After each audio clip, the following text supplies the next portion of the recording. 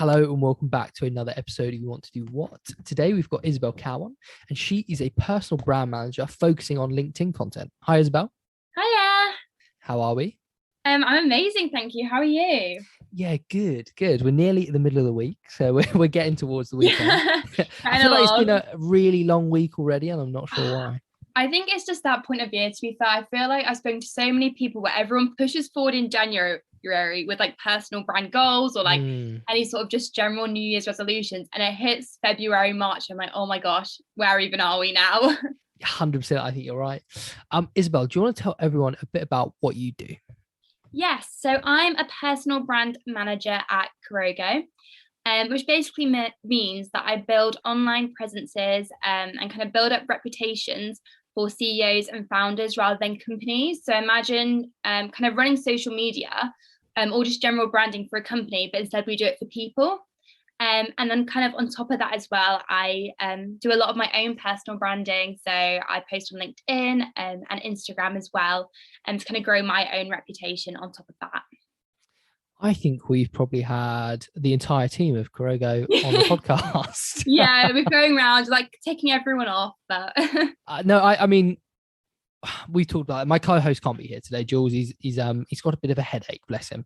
oh, no. But we've been really strong on this because we think personal branding, not only for businesses, but also for people themselves, building a personal brand helps you within a business, you're a CEO or whatever you want to be. But when you're looking for jobs, it's come up time and time and again with pretty much everyone we've had on the podcast. We just haven't really classified it as personal branding. But having you guys on has been massively helpful. We've had loads of people contact us and say, that was a great episode, really understand, where I need to push and where I need to actually build to get people to send me jobs, because that's Yeah. happened a lot, right? People, they start putting a personal brand out there and they get job offers in their inbox. Yeah, 100%. I mean, my job at Kurogo, I got through Sam, who's our founder. He messaged me on LinkedIn. And also, like, personal branding doesn't mean you have to post every day on LinkedIn or anything like that.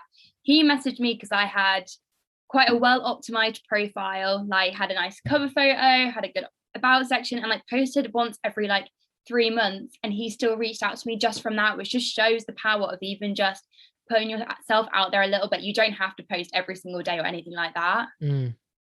But why personal branding then? How did this all come about? Yeah, so I went to university and did history and politics, so absolutely nothing to do with personal branding, marketing, or anything like that. But kind of just went there because I was academic and I didn't know what I wanted to do. Graduated this summer that's just passed and decided I wanted to go into marketing. And generally just because I like being creative, I like data, I like all that kind of stuff, and I like social media. So it was social media marketing I wanted to go into. And during my time at university, I did a couple of internships. I interned at Pretty Little Marketer for 9 months, which is Sophie Miller.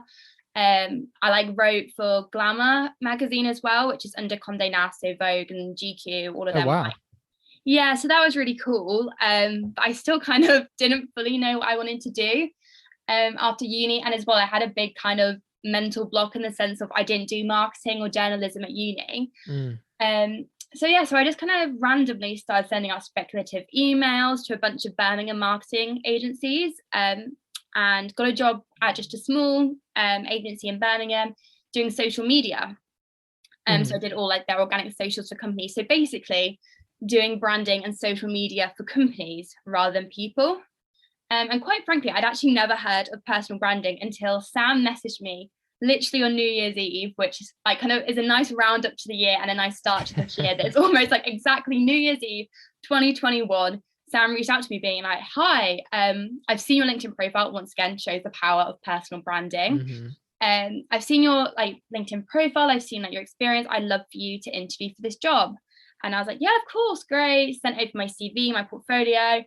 And then my first kind of insight into personal branding was actually for the interview, who was like, just come with some general ideas about these two people, like what would you do for their personal brands? And in classic me style, I did a whole presentation about the whole process, competitor analyses, example posts, like strategy. And that was the first time like I'd ever even like considered writing post for other people. And that's the thing as well. I also want to say, like, personal branding, like we do like kind of create posts for other people, but it's their thoughts and their ideas. We just kind of polish it up and make it into like a well-written LinkedIn post and have the time as well to engage and stuff like that. But it is these people's thoughts. But yeah, that's kind of my journey into personal branding, I guess. So let's break a few of those things down, because not only is it helpful to talk to you about your own career, but I think how you got the job at Kurogo is really interesting. It's a great case study. So you mentioned you sent a CV in, you sent your portfolio, which is something we are always talking about. Portfolio, no matter what industry you're in, if you can show some sort of practical example or something you've learned or whatever, that is crucial nowadays to standing out, really. So talk us a bit through your portfolio as such.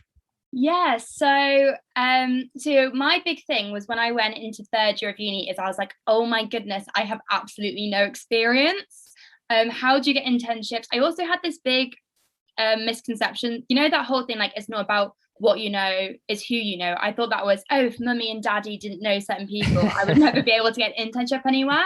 Yeah. So I kind of thought, great, how do I begin to almost go those experiences to put on my portfolio?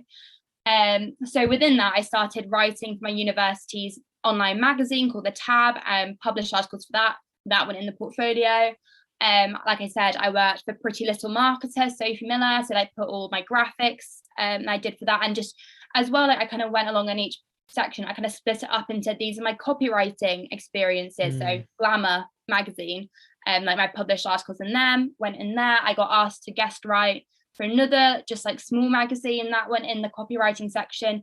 The graphic section, that's when I put in Sophie, my Pretty Little Marketer stuff. And I also, as well, like I said, that I didn't do marketing at uni, anything like that, so I would also put in there, I used to make loads of mock-ups, so mock-up kind of almost like marketing proposals for random businesses, or mock-up social media graphics. I put them in there as well, any courses I did. And then what I also think, obviously this is a bit more effort, but just looking at job roles and thinking the way you do for a CV, look at it for your portfolio. So I'd say, okay, this job requires copywriting, so I'm going to read. So at the kind of start of the copywriting section, I would almost write copywriting and then the points kind of that they have in the job description and how I've done those in those jobs. And then you click along and it has the actual examples of how I did that. And I genuinely think that has made the biggest difference when it came to me applying for jobs, because one is just so much more visual. I'm very much as well, like my portfolio's all pink and purple and stuff, because that's me, and it's still very like neatly laid out and nothing too crazy, but it's just a lot more captivating than I think a CV. And once again, like you said, like showing physical examples, you just cannot, no matter how good you are at like trying to explain what you're doing, unless people can actually see it, I do think it's really hard for them to understand the skills that you have. Yeah, and I think, you know, I'm lucky enough to work with some SMEs, and actually seeing the hiring process itself, and actually, you know, going to these writing job descriptions and thinking about what you want. It's okay for somebody to come in and go, yeah, there's my CV. Oh, I've done that before. But okay, we can all kind of big ourselves up a little bit on a CV, can't we? Whereas if you can actually showcase your work, then that, you know, that thing in the back of somebody's head when they're hiring you going, oh, okay, well, he says he's done it or she's done it, but have they actually? That ticks that box immediately and sort of moves you forward in their head.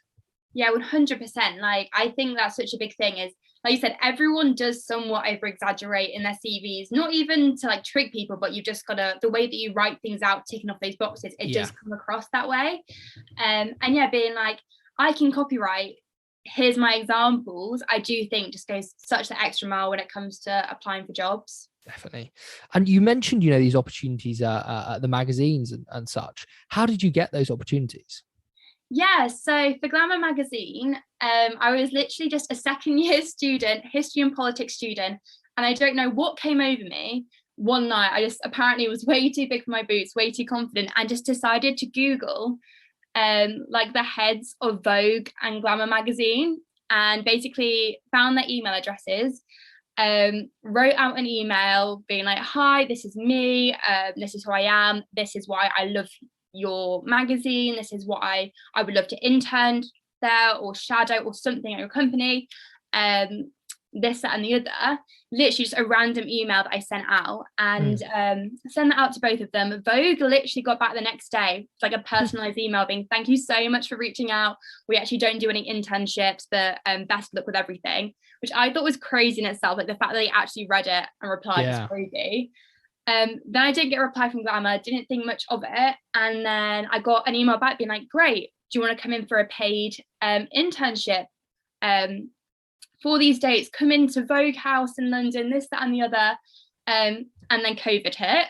And so then it got completely postponed, which, if anything, was a blessing in itself, because I think it would have been so exciting to go into Vogue House and all those kind of things. Like, it's this massive, very Devil Wears Prada, massive, quite ominous looking building in London. But I think, which would have been an amazing opportunity, but I think if I did go there, I would have just been making teas and coffees or shadowing or photocopying or whatever. Yeah. But because it was all online, they were literally like, great. I had no expectations going into this. And every morning you sit in this big like Zoom call with everyone, and they introduced me, and then they were like, right, so this is kind of up to you. Let us know who you want to speak to, who you want to work with. So I worked with the social media team, the beauty team. And then they were also like, if you want to write any articles, like send us like kind of proposals. And then, and so I sent like 5 proposal overs. They picked 2. I went away and literally wrote them in like 24 hours, literally panicking. Literally had everyone I knew read them before I sent them back because I was so scared. And then they got published, which is really cool, and they literally say by Isobel Cowell on the Glamour website, which is really cool. Oh, wow. And then for the second one, which was this really lovely girl, she was basically making a whole magazine as part of almost her graduate project.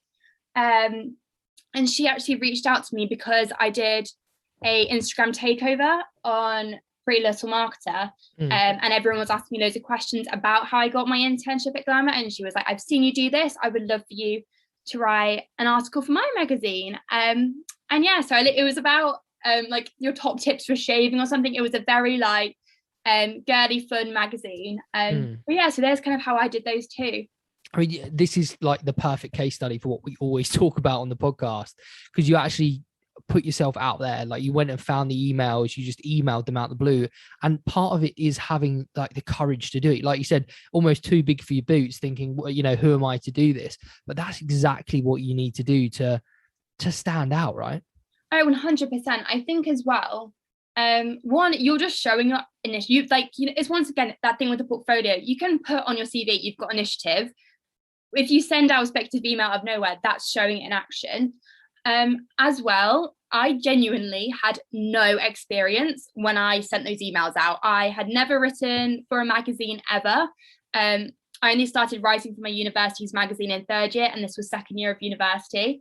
I hadn't done anything with marketing. I didn't even really consider marketing at that point. If anything, like I was like, oh, I want to work in fashion.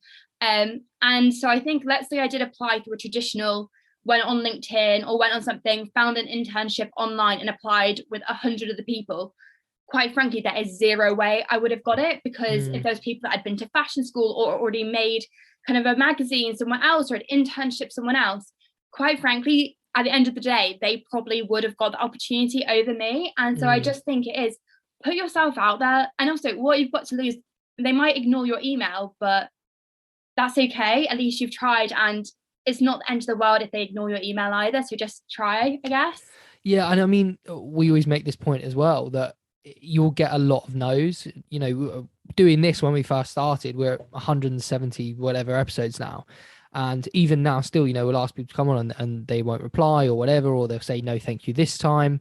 But you just like, eventually you're like, okay, well, I've got a no, I'll just try again. Like, I'll try somebody else. And that's such an important thing to get across, that just because you get one no doesn't mean to give up. Just keep going and you will get a yes.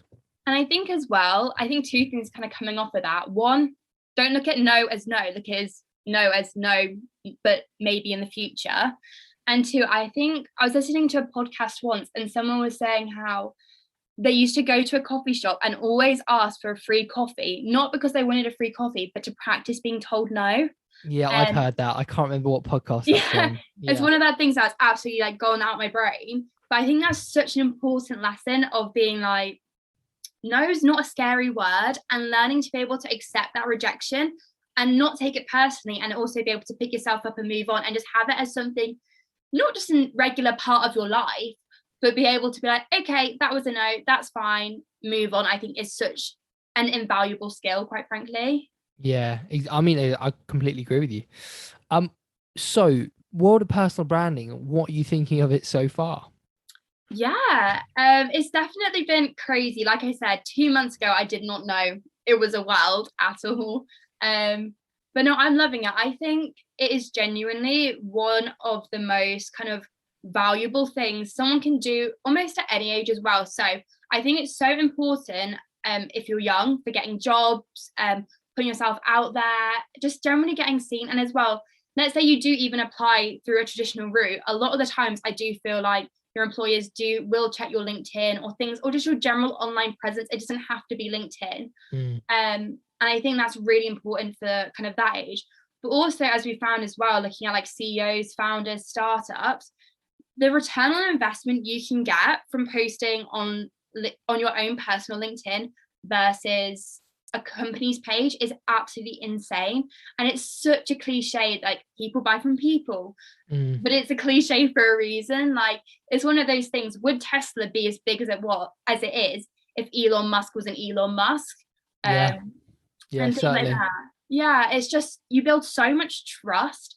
And like just generally like building a community. Like we always go on about community, and once again, it's such a cliched buzzword at this point, but building people that will root for you and support you, and I feel like, and will buy from you and be loyal and all those kind of things, I think you get so much more out of if they're rooting for a person rather than a big corporation.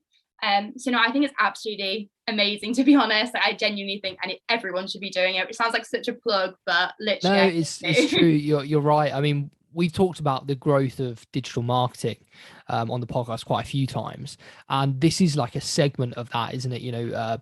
Personal branding as such. But somebody that's just gone into it in 2 months, can you see this becoming a really large part of the marketing industry?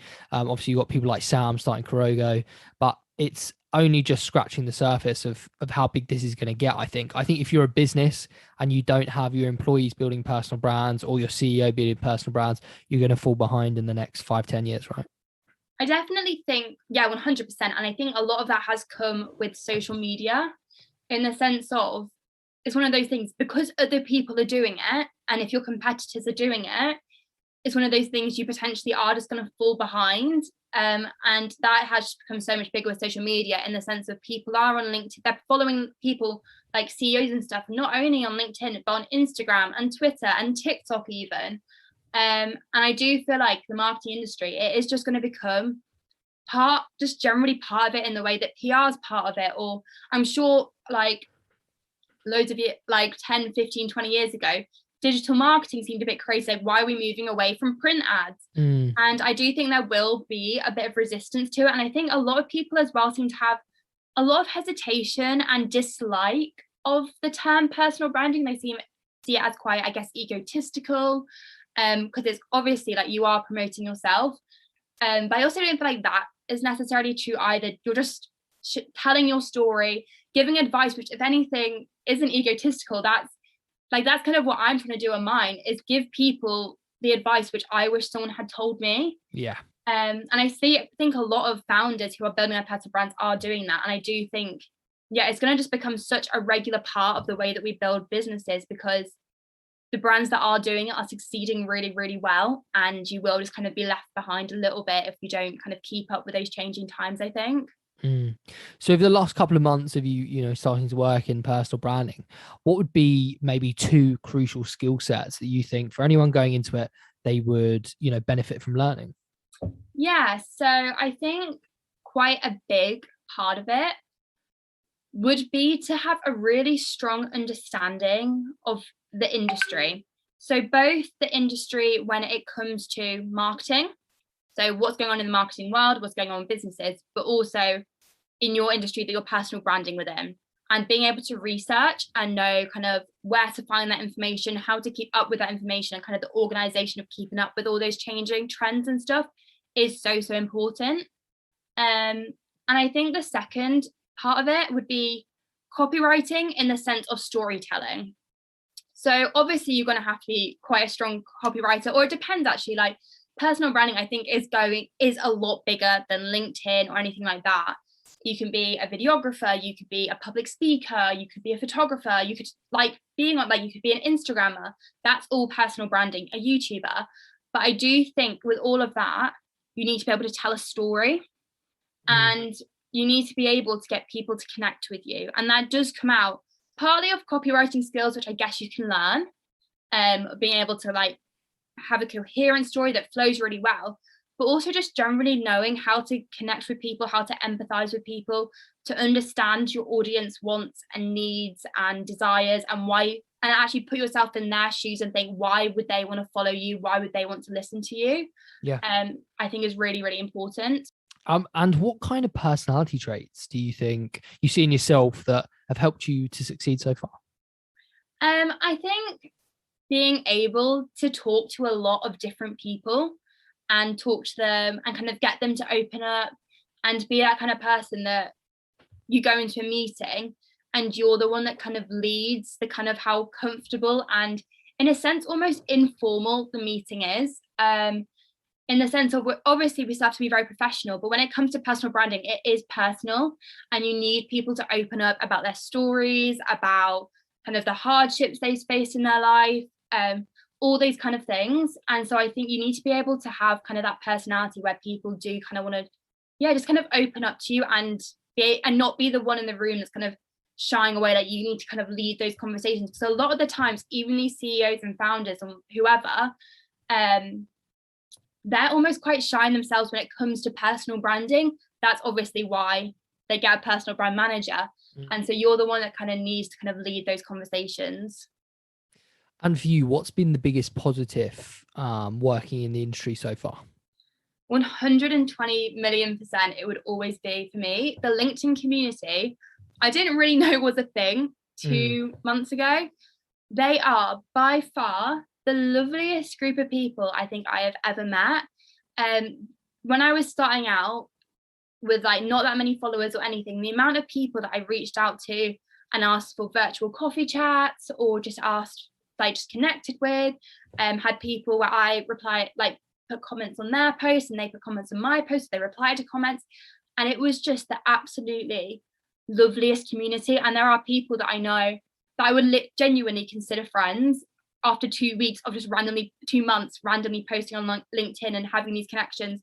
And now I'm sending voice notes back, like 5-minute voice notes back and forth to these people that I genuinely consider my friends now, that I've met lovely. On LinkedIn.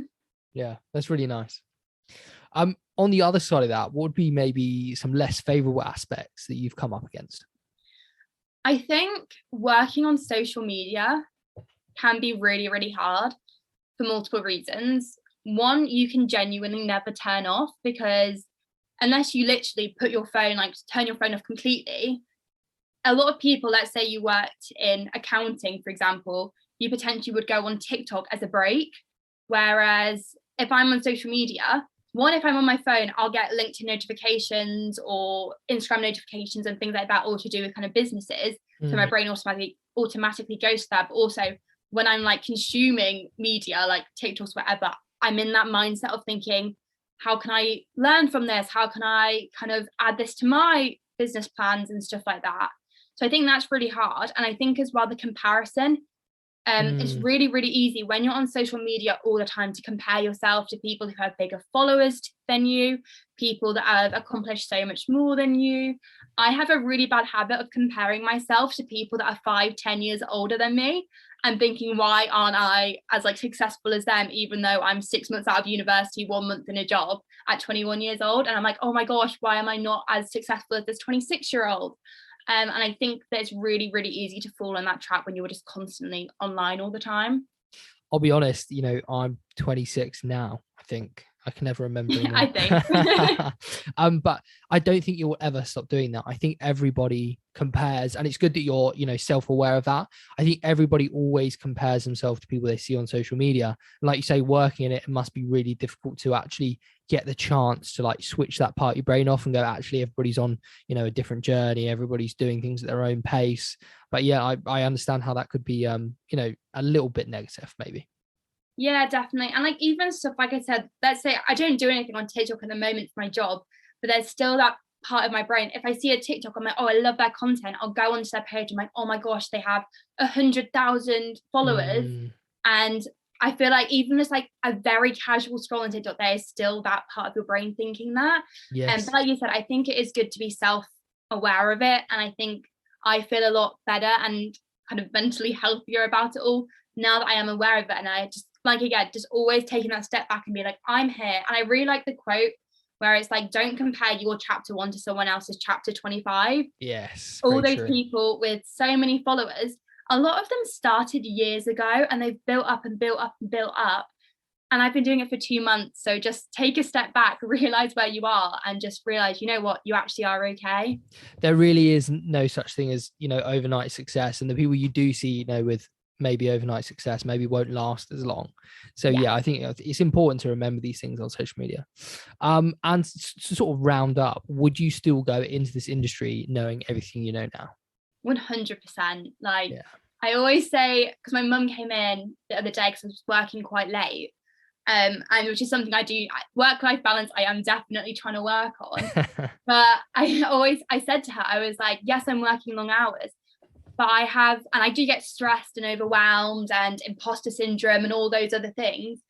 But I feel like I got such a spark about me Mm, now after joining this industry, and the being with the people in this industry. They are such hardworking people with so much ambition, so much kindness and empathy for people that have so much ambition. mm. And they have honestly changed who I am as a person. Like I just feel so much more, yeah, ambitious and happy. And like I said, that spark back to me and wanting to work. And I'm happy to work the long hours because I like it. I'd much rather do this than another job which was the equal amount of hours or less that I wasn't living as much. So 100% I'd still do it.